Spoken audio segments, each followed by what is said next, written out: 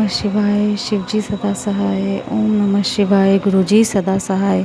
जय गुरुजी। शुक्राना गुरुजी। संगत जी, कल रात मेरे को सपना आया मेरी बेटी के लिए कि ऐसे ऐसे हम किसी बस में हैं, एक स्कूल बस में आए हैं हम, मैं, मेरी बेटी और मेरे बहुत सारे रिलेटिव हैं उस बस में, और बच्चे भी हैं और मेरी बेटी भी है। और उसने स्कूल की ड्रेस पहनी हुई है और वो स्कूल बस ना बहुत तेज़ जा रही है, इधर उधर उधर उधर उधर उधर होते हुए बहुत तेज़ी से स्पीड में बस जा रही है, जाने कि डर लग रहा है मुझे सपने में भी, है ना। इधर उधर होते होते ऐसे बस जा रही है। तो हम स्कूल में पहुंच गए तो वहाँ पे लाइन लगी हुई है, सब बच्चों को वो अंदर बुला रहे हैं, है ना, और पूछ रहे हैं कि आपका नाम क्या है, ऐसे ऐसे करके।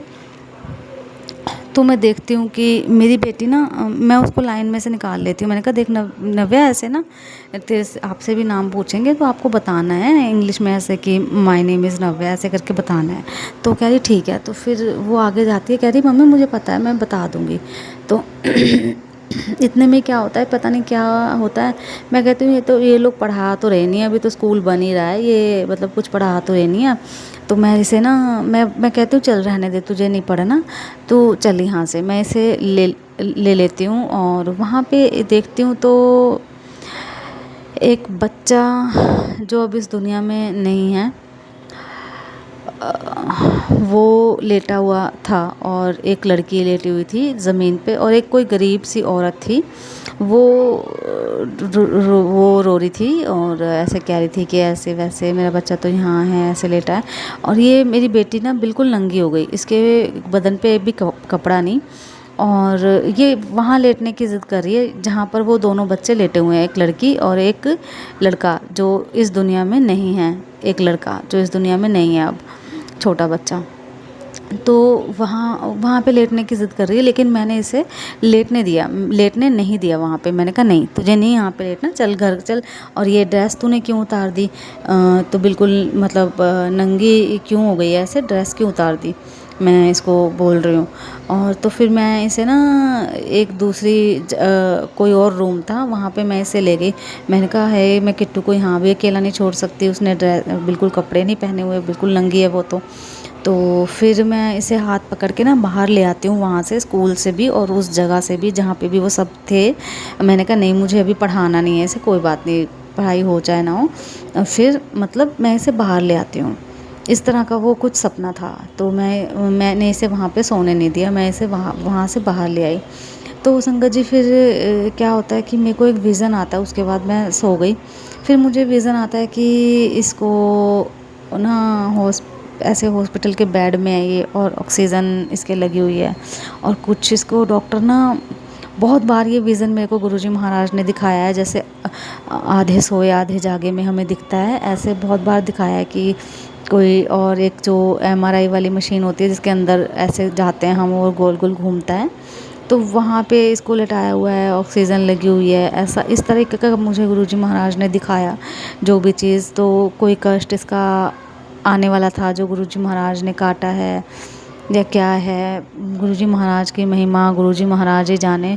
मैं बस गुरुजी महाराज से ये ही अरदास करती हूँ।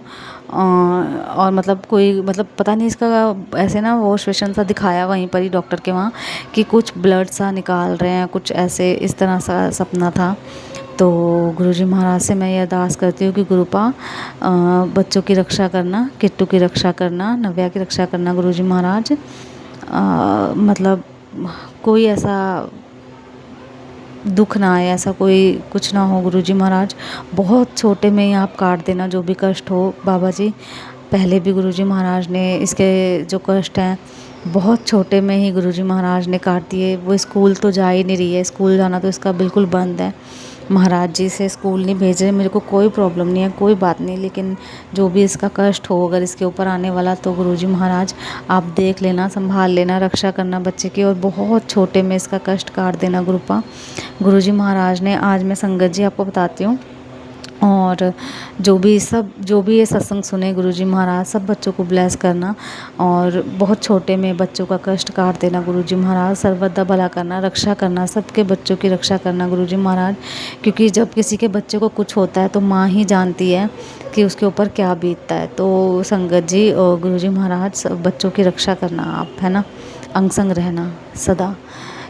तो मेरे को क्या हुआ कि अभी मैं जस्ट इंस्टाग्राम देख रही थी, इंस्टाग्राम पे रील देख रही थी, तो उसमें मैं एक इंस्टाग्राम की रील आ गई सत्संग के।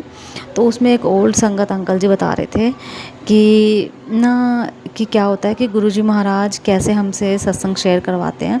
तो एक आंटी को सेवा उन्होंने मतलब अंकल ने दी थी, या मतलब वो ऐसा ही बता रहे थे कुछ, मुझे जितना समझ में आया कि वो सत्संग शेयर करती थी, किसी और चैनल पे सत्संग शेयर करते थे। तो लेकिन फिर उनके पास बहुत सत्संग हो गए, जैसे उन्हें इंस्टा पे भी डालने होते थे और कहीं भी डालने होते थे, यूट्यूब पे भी डालने होते थे, फेसबुक पे भी डालने होते थे।